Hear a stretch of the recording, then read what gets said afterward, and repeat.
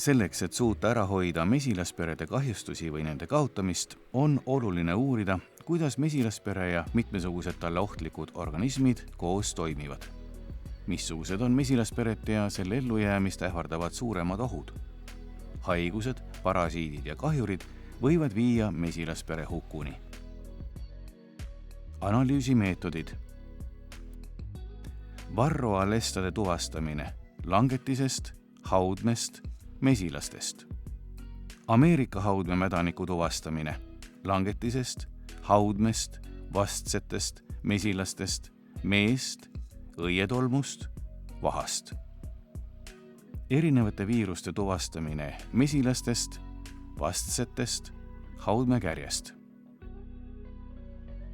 Tuhksuhkrutest.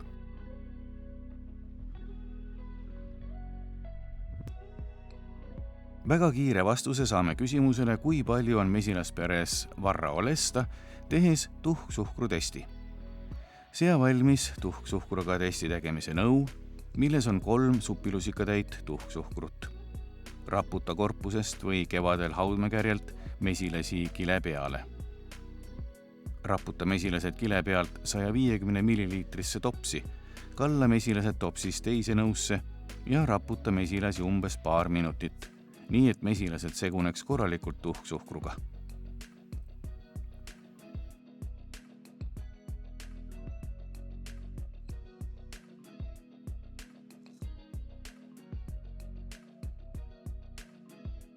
Pärast raputamist vaheta testnõu gaas sõelaga kaane vastu ja raputa tuhksuhkur näiteks majapidamispaberile.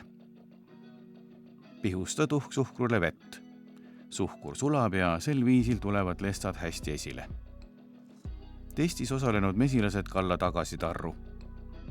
Kui juulis tehtud testi tulemus on 0–4 lesta, siis sobib peale meevõttu tavatõrje.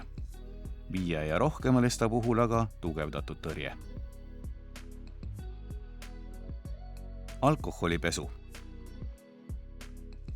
Teine variant mesilaste pealt varroalesta seirata on alkoholipesu ja selleks on olemas selline spetsiaalne pesemise nimetada seda konteiner, kus on olemas sõel, kuhu peale käivad mesilased, siia käib lahus ja neid omavahel siis raputades lestad langevad mesilaste pealt alla konteineri põhja. Ja siis saab nad sealt hiljem kokku lugeda. Varroalesta testimine alkoholipesuga tehakse sarnaselt tuhksuhkrutestiga. Mesilaste pesemiseks võetakse 300 mesilast, see on umbes 150 milliliitrit. Kasutatakse spetsiaalset topsi.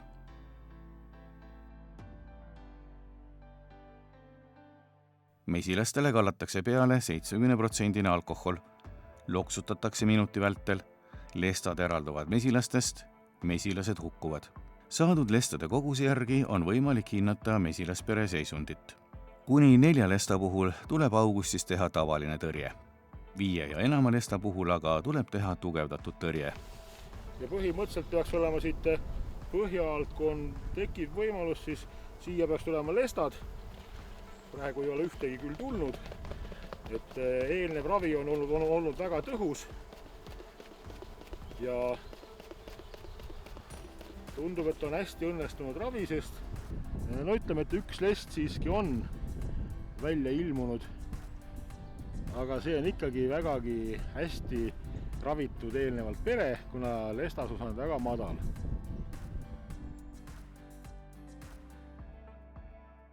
Haudmeproov.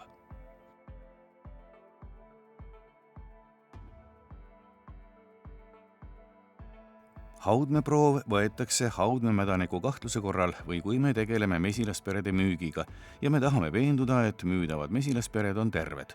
Haudmeproov võetakse nii, et sinna sisse jääksid kahtlustatava haigusega vaglad.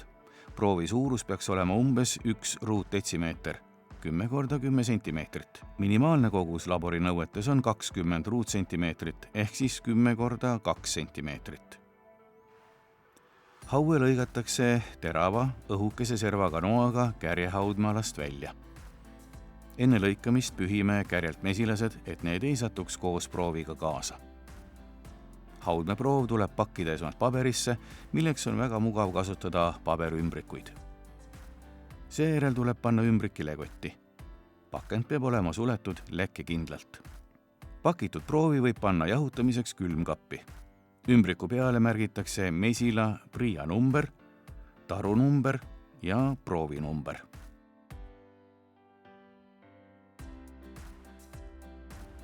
Meeproovi kasutatakse Ameerika haudmemädaniku tuvastamiseks mesilasperest. Meeproov võetakse üldjuhul haudme pealt olevast meevööst. Sealt on kõige rohkem võimalik leida Ameerika haudmemädaniku eoseid. Enne proovi võtmist pühime mesilased kärjelt. Proovi võtmiseks on hea kasutada tugeva servaga proovitopsikut.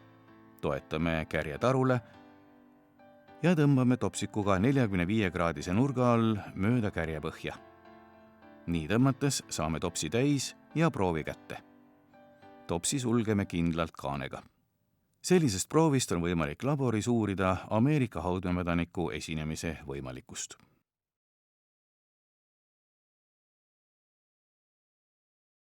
Me võime igast mesilasperest teha individuaalproovi asemel ka koondproovi.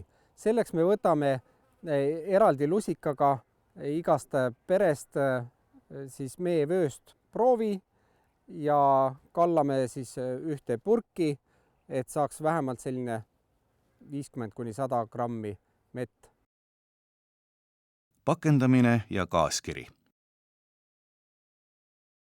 Kogutud proovid pakendame peale märgistamist kilekottidesse, et hoiduda ümbruskonna saastamisest võimalike haigustekitajate eostega.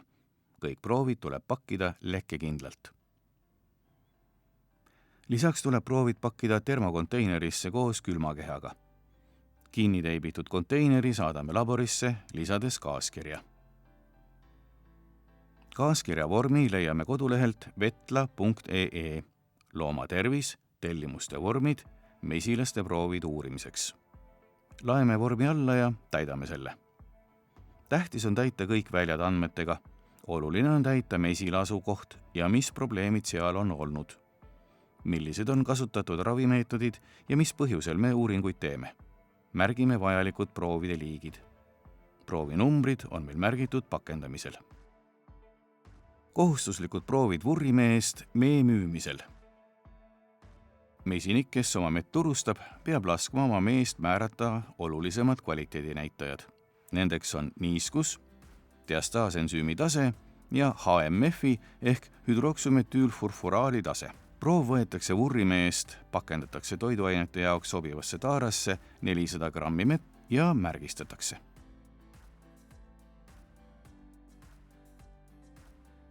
Mesilastproovide võtmine on vajalik selleks, et välja selgitada võimalike haigustekitajate esinemist mesilas, kas siis seiramiseks nende olemasolu esinemise kohta või siis ka juba tekkinud haigusnähtude täpsustamiseks.